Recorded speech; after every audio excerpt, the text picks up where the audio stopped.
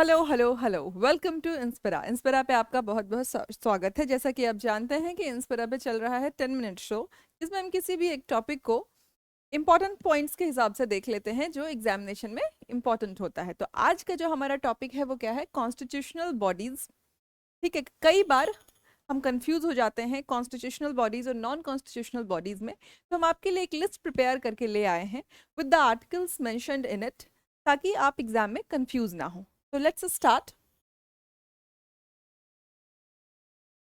हम इसमें देखेंगे आर्टिकल्स, फंक्शंस और compositions.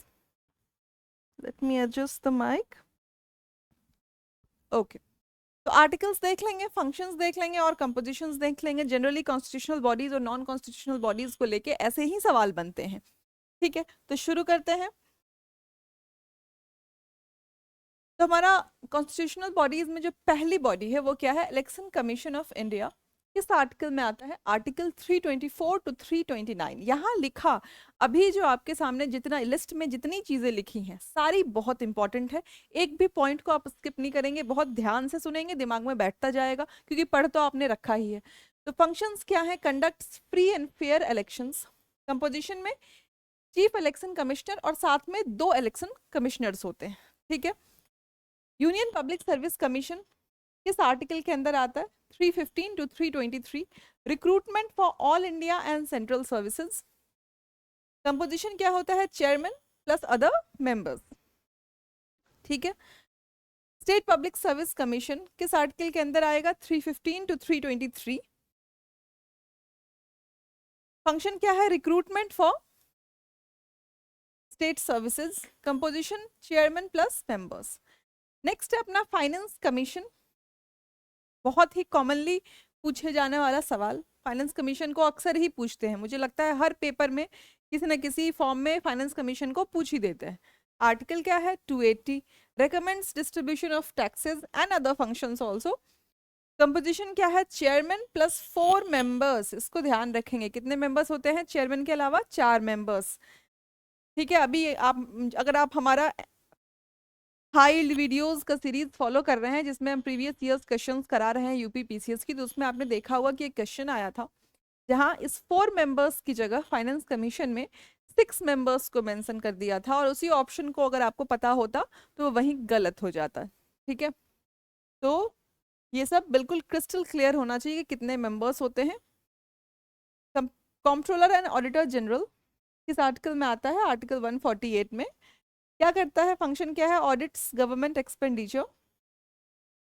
Attorney general of India article 46। Chief legal adviser to India. Attorney general के बारे में एक स्पेसिफिक पॉइंट हम पढ़ते हैं कि he can sit and take part in the proceedings of both the houses. ये ध्यान रखेंगे।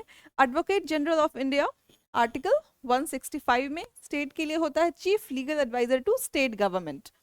ओके, तो हमने क्या क्या देख लिया? Election commission of India, UPSC, state public service commission, finance commission, CAG, attorney general of India and advocate general of India. ठीक है।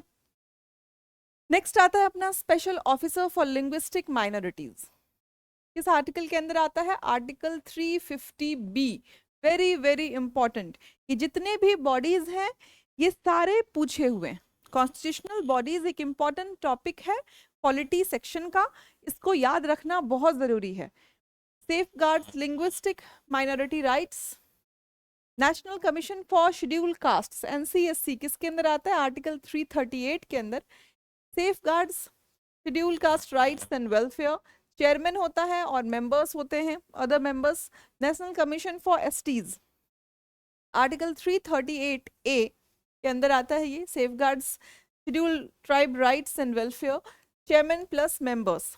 अगर आप चाहते हैं इनको हर एक बॉडी की हम सेपरेट वीडियो लाएं तो आप कमेंट सेक्शन में मेंशन करिए, हम जरूर लेके आएंगे। अगर आपको अभी डाउट कहीं है इसमें तो we will definitely bring separate videos for each constitutional body.